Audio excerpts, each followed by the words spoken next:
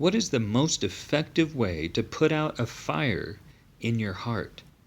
Hi, this is Stephen S. Wynn with Connect to Hope Fellowship. In Mark chapter 4, Jesus told the parable of the sower.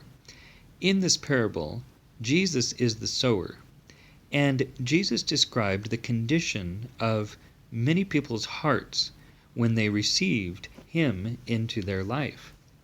In verse 7, He described the thorny ground hearers. He said, "And some of the seed of the word of God fell among thorns, and the thorns grew up and choked it, and it yielded no fruit." I have to confess that for many years I was a thorny ground hearer.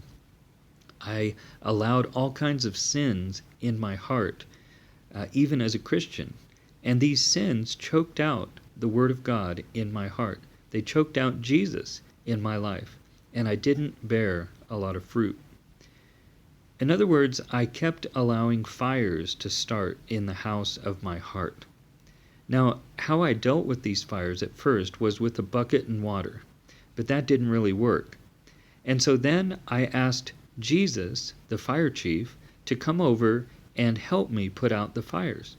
Well, that didn't really work either.